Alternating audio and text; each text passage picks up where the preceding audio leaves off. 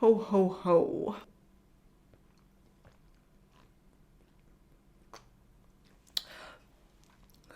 Hey, how we doing? Merry Christmas. Oh, the beard? Yeah, this is actually just how Santa Claus looks in the off season. No, I don't know. I wanted to look like sexy man bun David Harbour Santa from Violent Night. Don't know if I quite achieved that effect. I'm feeling it though. I don't know what this is. Also, I'm getting drunk today because I can't be sober to talk about these movies. My original plan for today was to do a thorough plot breakdown on The Mean One, but that movie is nowhere to be found. I just wasn't willing to drive to a random theater like 15 miles away that I wasn't even a member at to go see this because it said it was releasing online for free on December 15th. Well, well, well, it's the 23rd and it's nowhere to be found. I smell subterfuge.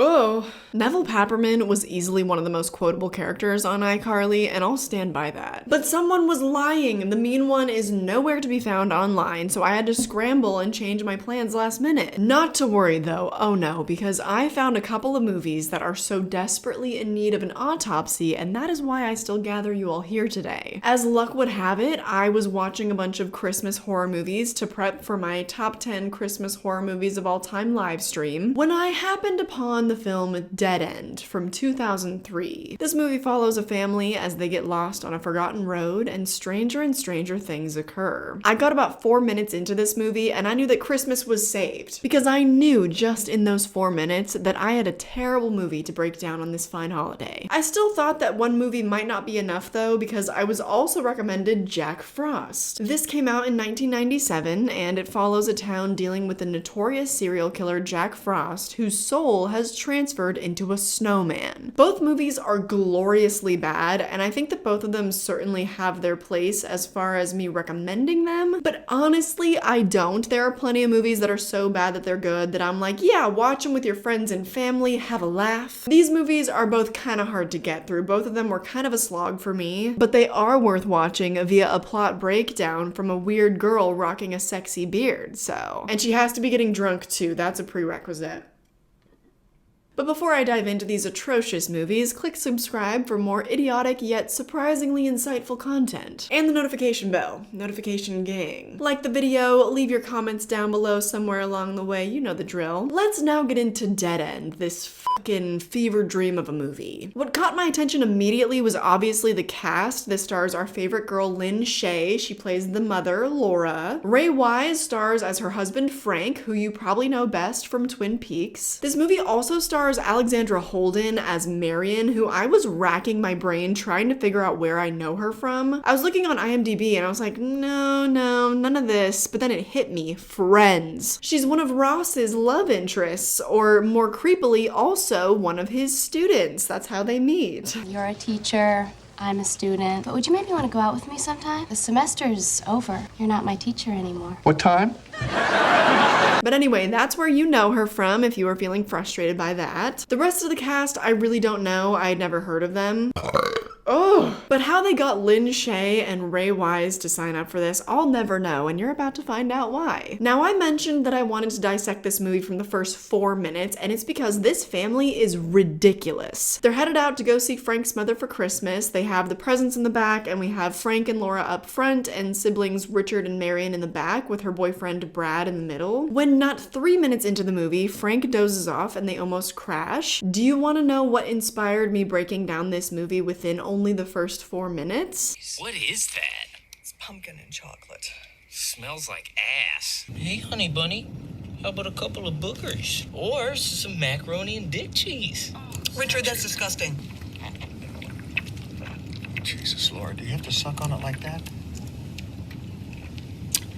That's the way I drink. I was like, yeah, I'm gonna have to talk about this one. All those lines of dialogue happened within 3 minutes of each other. Also, there are quite a few problematic jokes, a lot of them being homophobic, some of them kind of racist. So I'm not gonna show those, but they're there. I just don't want you to go and watch this movie after watching my video and being like, well, why didn't she even talk about it? It's like, yeah, they're there. I didn't want you to have to see them too. Things start to heat up pretty early on in this movie because onward they drive until they come upon a mysterious, beautiful woman who ends up in the middle of the forest. Also, when this happens, there's some very confusing editing. I'm not gonna edit this at all. I'm just gonna play it as it is when they discover this woman. hey, what was that? I don't recall there being any other super jarring edits in this movie, like that's kind of a standalone thing. So it makes this one moment all the more baffling, really. Then the suspension of disbelief is already gone, just whoosh by what happens next. They want to help this woman, so they agree to go back to this shack they passed to try to call for help or something. Then they debate for like 2 seconds about how to fit her in the car, and Marion ends up walking behind the car to meet them there so that the woman can ride with them. Sorry? You have a whole ass boyfriend or even a little brother there that should have been doing that, not Marion. If you're a woman, do not walk alone in the middle of the woods by yourself at night. And don't let your family leave you behind while they bring a mysterious disheveled stranger into the car. Ugh. It's beer, man. It really gets me. I'm so sorry. Not to mention when they get back to this shack, Brad reveals that he wants to propose to Marion, and then it hilariously cuts to her practicing to break up with him. I shit you not. Actually, don't say anything, but I'm proposing towards tonight her grandmother's. Remember when you said you would kill yourself if I ever left you? Well, I hope that was just a figure of speech, because I think we need to go on with our lives. This movie is intentionally funny like that sometimes, but for whatever reason, only the editor seemed to understand comedic timing. Because this movie does that a lot, where they kind of set up a joke and then it cuts to the punchline. But those moments are very few and far between. This movie definitely has some tone inconsistencies. Because, oh, did I mention that the idiot son Richard thought this would be a great time to go masturbate in the woods? So he's doing that while Brad is trying to communicate with this woman who's obviously in shock, but he discovers that her baby has actually been dead this whole time. Plot twist. Oh yeah, I didn't even mention she was holding a baby because I didn't realize until she got in the car because it just looks like she's holding a lump of blankets. Also, I hate to nitpick, but her prosthetic looks horrible in this scene. I'm like, did you run out of spirit gum or something? Nobody had her shade of concealer or foundation to like tamp down those edges. Okay, yeah, whatever, it's not my business. And the dialogue in this scene again, God bless this screenwriter, or God bless these actors if this was improvised. How does she breathe with all this blanket on her face? Don't worry, she's dead. That's a good one. She's dead. Oh, that's a good one. What? This was directed by 2 French dudes, so I don't know if something was like lost in translation and that's why some of the dialogue is so weird. But then things really shift into 12th gear because the whole family gets back to the car and oh, what? Where's Brad? He's a mangled lump on the ground. That's where he is. Oh, what? You'd like to have a visual of what I'm talking about? Well, that's too bad because they never show us. The best we get is them picking up his cell phone with his severed ear still attached to it. All right, fine, that's kinda cool. I still wanted to see his mangled corpse though. Sue me. Naturally, Marion is having a hard time handling this, but what's even worse is her mother does not know how to handle her not handling this. Wake up.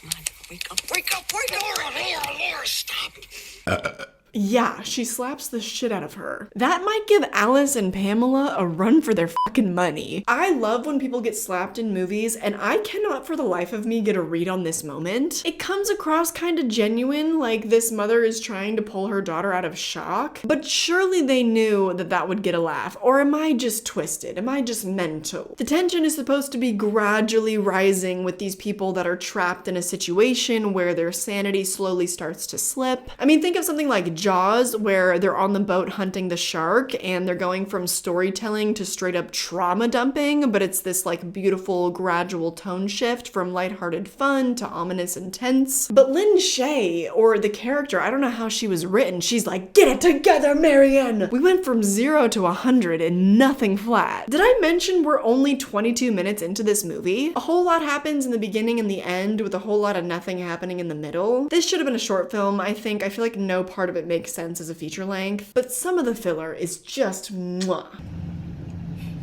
Jingle bells, jingle all the way. Yeah, sir, so I just finished the edit and it's still only 70 minutes long. Do you want me to include the blooper of Alexandra kind of erratically singing Jingle Bells?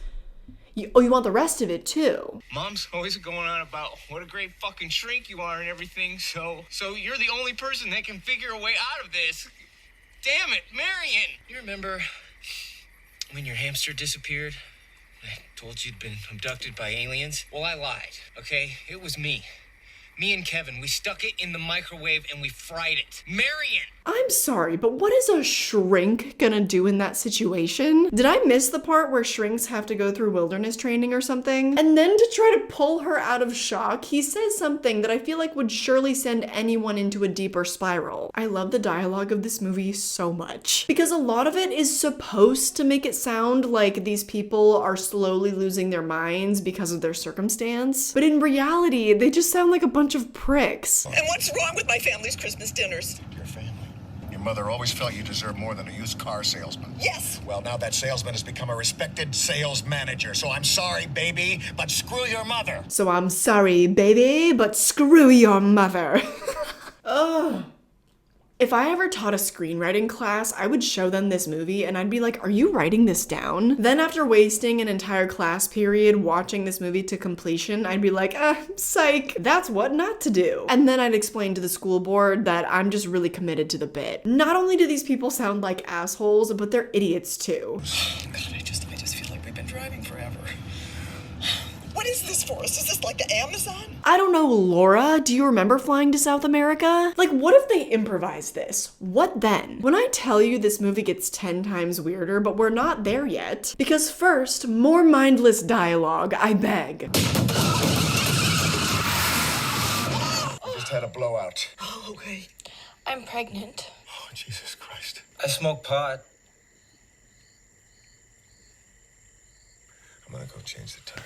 This is culture. This is early 2000s culture. I didn't know that they still called it pot in the early 2000s. That's so old-timey. Then they continue the mystery of the beautiful woman, and once you learn the twist of the movie in retrospect, none of this makes sense. Richard goes to smoke some pot when she shows up again and eats his bottom lip off, which he seems to purely enjoy. Oh, and I forgot to mention this earlier, but this black old-timey car kind of comes, which represents their death because they get taken away whenever somebody dies. I forgot to mention this when it happened to Brad, but then like also their body gets dumped from the car for whatever reason. So like when they're verging on death, they get taken by the car and then I assume they die in the car and then they pop back up dead. So this is the same fate that awaits Richard now because he's in the back of the car and now they're chasing after it, but he gets dumped and they run him over. This is when the mom absolutely starts to lose it. Like, you are not ready for her behavior. But it's also worth mentioning that the daughter is now fine. Like, no more shock. Marion's all good. But Laura essentially turns into a child again, and I wish that this was dealt with a lot more nuance because this is when the movie could have started to get genuinely creepy. A mother losing her child is certainly enough for anyone to go feral. However, they decide that she's just gonna start shoveling pie into her face. Would you like some pie? She also draws a picture of her dead kid to give to Marion, and then she stuffs her face with potato chips and then throws up. She's literally just the equivalent of the worst kid that you knew in 3rd grade. Did you have that? I feel like there's always that one kid at school who throws up all the time at school, and it's like, hey, let's maybe figure out what's going on there. I have never in my life thrown up at school. Unless you count Wine Wednesdays in the dorm rooms. I overdid it one night, I'll be honest. But I still waited to throw up until I got back to my own room like a gentleman does. Have I ever run over my deep-fried child? No, I haven't, so I can't really blame her if that's how she copes. I just can't help but feel like there are more contemplative and scarier ways that they could have explored her grief. Things heat up a little bit when she shoots her husband. Yeah, that happens. Also, if you're watching this on Amazon Freevee, you'll probably get an ad that happens right during the middle of a critical line of dialogue during this scene. She shoots him in the leg and she's like, is he gonna die too? And then Marion is answering, and then... No, nobody's gonna die. My heart feels like it's been stomped on. This was like a surprisingly welcome meta layer because it made me crack up every single time. Laura will be delivering the most unhinged dialogue you've ever heard, and then all of a sudden it cuts her off in the middle of her sentence and it's like, what I want you got, it might be hard to handle. And that's playing over a Pepsi commercial with like a cute snowman. It's hilarious. And I'm like, did they do this on purpose? Did they want me to laugh? Horror movies are far and away the worst kinds of movies to put ads on. I should have welcomed it though. I should have welcomed the advertisement in that moment because I wasn't ready for what came next, and you certainly aren't either. Basically, Laura is putting it all out on the table, saying, when we get out of this, you can do whatever you want to me sexually, Frank, and then she jumps out of the car. I mean, relatable, am I right, ladies? We want what we want when we want it. Lynn Shay in her Ladybird era. And not expect everybody to do everything.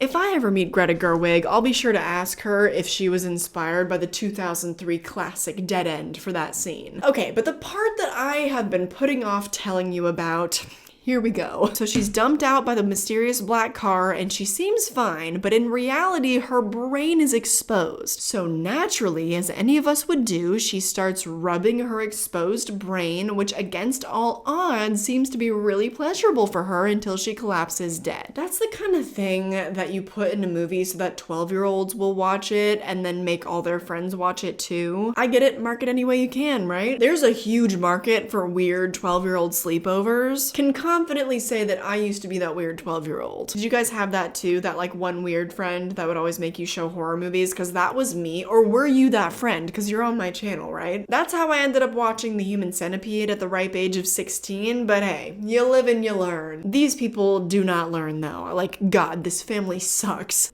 Excuse me. He drops the gun and it blows another hole in his dead wife. Like, you can't make this shit up. Or apparently you can. Someone wrote this. Sometimes you just have to sit back and remember that. It's moments like this where I'm like, surely this was intended as a comedy, but there was just a miscommunication along the way. But it's only listed as an adventure horror mystery, nary a comedy tag in sight. After this, nothing happens for a while. Like, Marion falls asleep in the car and I'm like, girl, same. It's a short movie, but I just want to get out of this car. And the characters do too. They end up walking in a circle because for some reason they think they'll get somewhere on foot in the woods, and we get more hilarious editing. I'm not getting back in that car. Me neither. That's comedic timing. I don't understand why this movie is not just a full-blown comedy. I'm so tired of being in this damn car. They do a really good job of making you feel like you too have been stuck in this car all night. And here's where Daddy starts to lose it too, and a trigger warning for domestic abuse. This is not quite as lighthearted as the slapping earlier, but he's going to town on Marion here, and I'm sorry, I was just laughing because this girl cannot catch a break. If you watch Guillermo del Toro's Pinocchio, it's kind of the same slapstick comedy as Jiminy Cricket being repeatedly crushed. And also the acting and the direction up to this point has been so ridiculous. So I'm like, am I supposed to be laughing? I don't know. Like I said, this movie is just a tonal mess. I don't particularly enjoy that part at all. And I'm gonna cut to the chase because a whole lot of nothing is happening in this movie at this point. All you need to know is that the pretty lady shows up again and it results in Marion finding all 3 of her family members' bodies in bags on the road before waking up. It was all a dream. Now, according to the rules, just the rules that I've made up right now, whenever that cliche happens, you have to finish your drink. And I'm really just saying that because this is like warm now, and so I just need to finish it.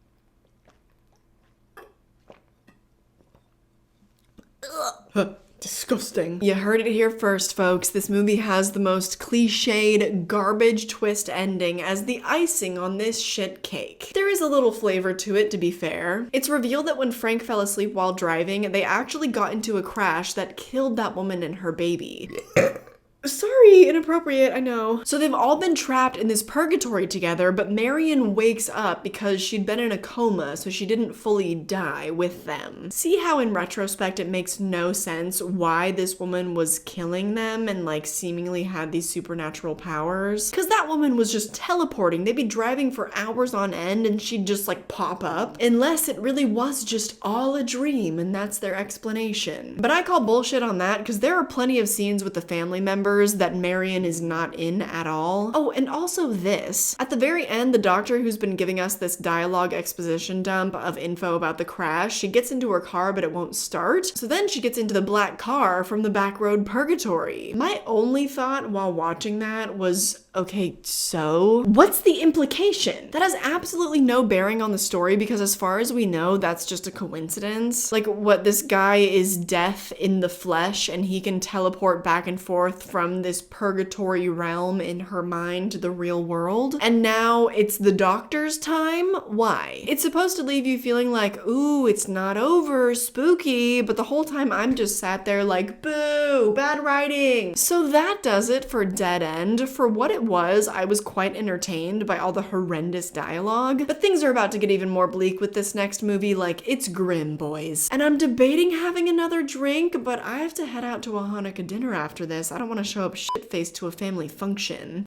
C'est la vie, right? Here I go again on my own. I found something a bit lighter, so this should be fine. This next movie, Jack Frost. Now, this one is about 10 times more stupid, so I really didn't want you to waste your lives watching this. It came out in 1997, and I don't think that you would recognize any of the cast except for Shannon Elizabeth. You might know her from American Pie, 13 Ghosts, I think Scary Movie 2, or was it the first one? But according to IMDb, this was her first feature-length role and her first nude scene. I don't know why this is on the IMDb trivia page either, but apparently between this movie and American Pie, she got breast implants, so the more you know. Also, according to IMDb trivia, one of the actors who read lines for Jack Frost pulled a knife out during his audition. So what a mess. I mean, yeah, and you can also tell that this movie sucks from about the first 15 seconds in. Tell me a story. No, it's late. Go to bed. Santa will be here soon. No, I want a story.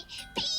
All right. So I hate this? Yeah, I hate it. Who are these disembodied voices? Where are they coming from? This is a low budget trick that I feel like never really works. I don't like exposition dumps like this because show me, don't tell me. But of course it's a low budget trick because it's much cheaper to be shooting these shots of ornaments on a Christmas tree than it is to show us any of that. But also this is awful because those characters never become embodied. We never know who they are. They're literally just there for this awful opening narration where Uncle Henry is telling his niece about Jack Frost. It's the backstory about who he is as this serial killer, how he used to cut people up and put their body parts into pies. And it's like, cool, I would have loved a visual of that, but instead I'm stuck looking at a bunch of visuals of a bunch of Christmas ornaments. Doesn't have quite as much impact as, say, I don't know, an old lady pulling an ear out of her pie. Anyway, then we get to see Jack in this prisoner truck who kind of looks like a discount Elvis, but then they cut away and we don't see how he ends up crunching the guard's neck, like they just let us fill in the gap there. Another one of my biggest complaints about super low budget movies, because don't cut away from what would have been the best part of the scene. I want to see the struggle, but I get it because stunt coordinators, they're expensive. I also want to see good car crashes, and these people wrote the movie as if they had $10 million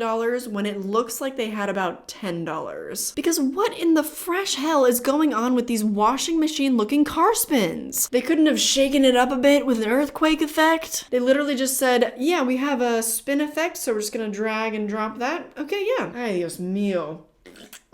Guess who just spilled? My beard. So this is Jack's grand escape, and it's kind of setting up some lore for the movie, and again, you're just not ready for what's about to happen. After exchanging some awful dialogue, Jack gets roasted. I'll give it to this movie, the gore effects are not bad at all. But you mean to tell me that this man had the time to realize that this was gonna happen and the time to say, oh, this is gonna hurt, but he didn't have time to take a step to his left? That's a nitpick, but also one of my least favorite things is when characters narrate what's going on. Marvel and DC, oh, they love doing that. I just threw a truck at a dragon. Yeah, we saw you do it. Does your dialogue need to affirm that?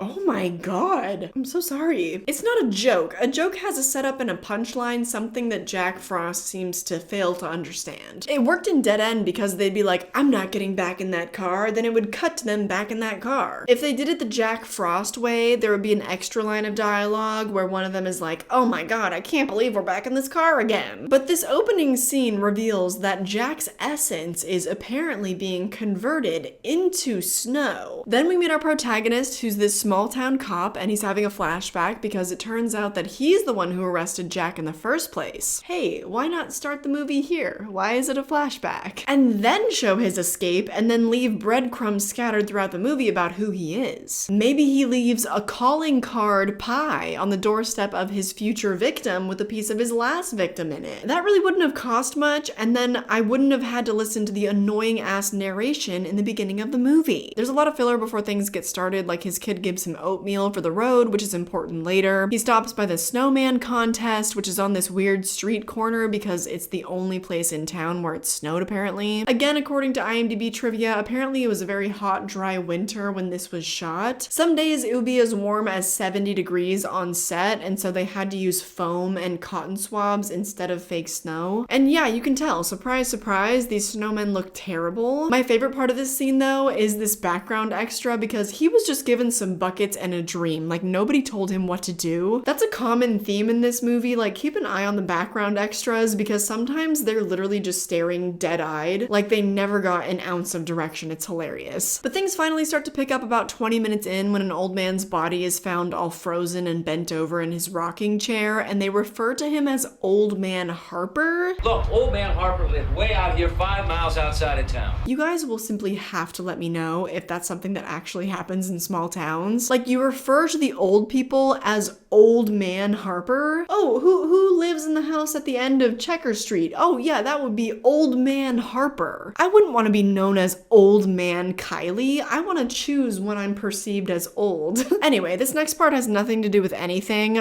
but these adults then flirt in the police station and she's like, haha, and she sprays him in the face with her hairspray. I just wanted to point that out because if you've ever been in the same room as hairspray, then you know that man should have been hacking. Like if I were him, it would have gone something like this. Anyway, after that, we finally get a bit more story instead of filler. We finally get to see Jack in snowman action because he pushes a kid down who then gets decapitated by a sled, and the sheriff's kid is so non-reactive.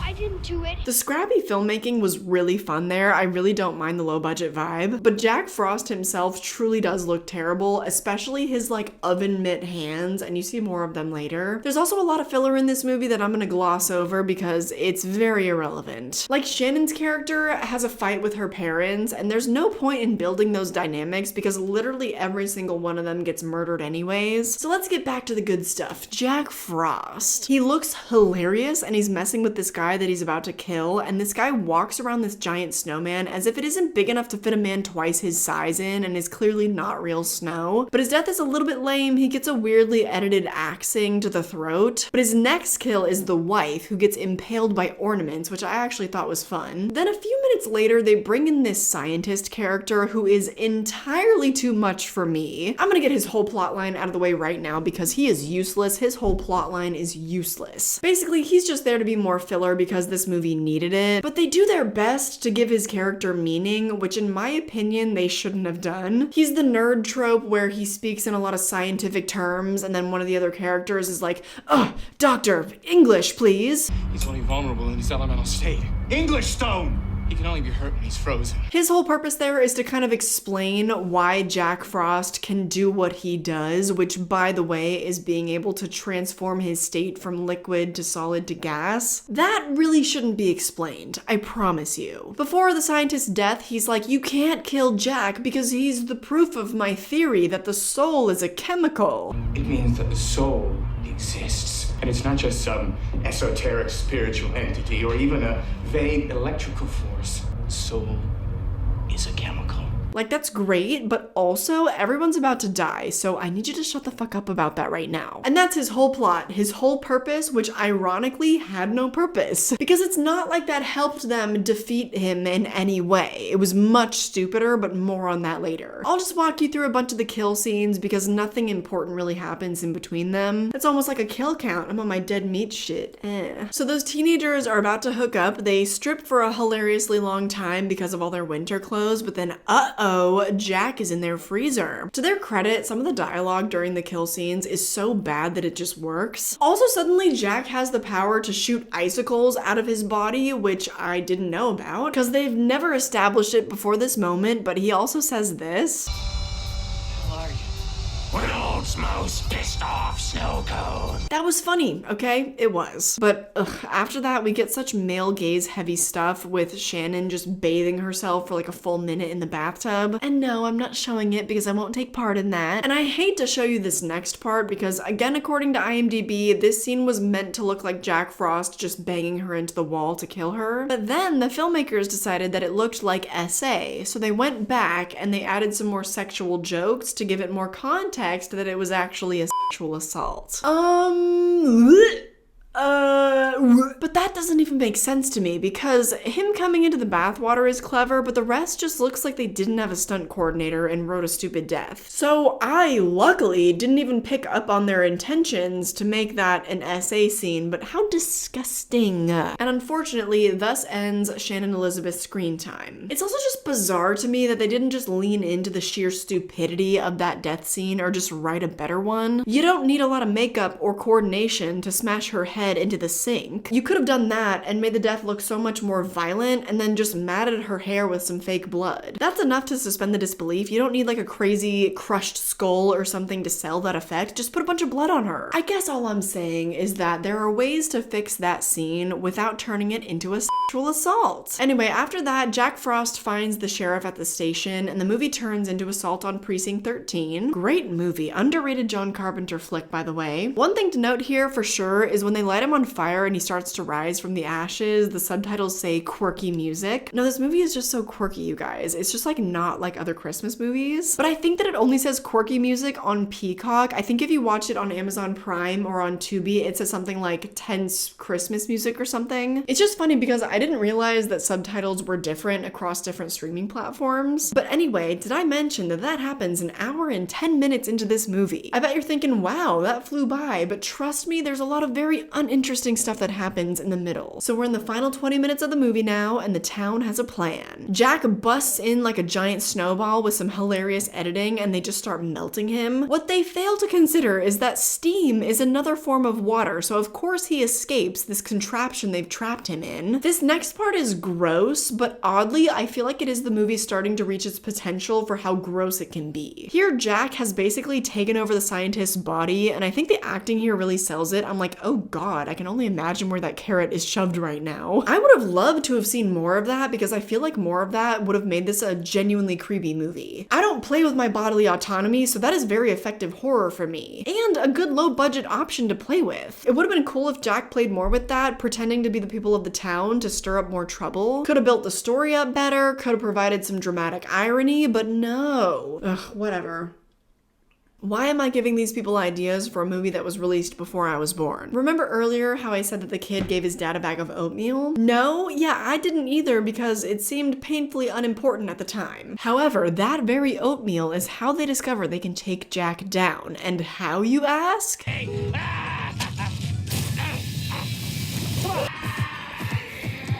It's burning. Oatmeal is making him burn. What did you put in those oats? Sorry, I didn't want you to get cold. Honey, what did you put in the oats? Antifreeze. He would have killed his dad, like surely not. But oh yes, antifreeze is the thing that's gonna take out Jack Frost for good. Until the sequel, that is. But let's ignore that for now, and maybe forever. So they set up this elaborate plan because this guy with a truck just so happens to then run Jack over, and he's also just so happened to pick up several gallons of antifreeze that day. What are the odds? So Jack chases the sheriff upstairs on the only corner of this town that exists apparently, and he and the sheriff go diving together through the window onto a truck full of antifreeze. Apparently that shot of him tackling Jack into the truck was done in one shot, and I'm not surprised because I would imagine that was probably the most expensive shot of the entire movie, and it was a surprisingly climactic ending. I guess I wasn't giving this movie enough credit, but I stand by the fact that if you want Christmas horror that's so bad that it's good or so campy, whatever, watch something like Better Watch Out, Krampus, you know, that kind of stuff, not this movie. Or Santa's Sleigh. That is an excellent one that is so bad that it's good, but it's also like so good that it's good. I don't know, you get me, it's camp. And all of that is far and away much more entertaining than this, so if you've made it to this point, then of course you agreed and you watched this movie via my breakdown. Even if this movie has its moments, like at the very end, they actually bury Jack with the antifreeze. So there are some good jokes, there are these little sprinkles of good writing throughout, but this movie really is a slog. There is so much that I skipped over. And I feel like the same can be said for both movies. I don't recommend Dead End either. I think that both of them are under an hour and a half, which is a sweet spot for me, and yet somehow both of them still drag. So I hope that my service to you was worthwhile today and you enjoyed watching these movies without really having to watch them. Now you can enjoy your Christmas knowing that you saved your time to watch better films. But what do you think of these movies? Had you seen them before? How drunk do you think I am right now? Personally, I don't know, but I gotta get this beard off before I head out for that Hanukkah dinner. But if you want even more content from me, then sign up for my Patreon linked down below. I'm gonna film another video right now, like this state of mind, beard on. I hope you're excited. Of course, all my patrons have probably already seen that video. Ugh. And of course, a huge thank you to all these people for making this content possible. It's kind of an extra thank you to them that I post so much bonus content over there. You get like 4 to 6 extra videos a month. In fact, I might bring my dad out right now for his first thoughts on A Nightmare Before Christmas because he had never seen it before. And I'm drunk, so that'd be fun. But if that's not for you, then the rest of my social media is linked down below. Make sure to check out my affiliate codes with Movie Palette and all the rest that are down there. I hope that you enjoyed today's plot breakdown, and I hope I catch you in the next one. Bye!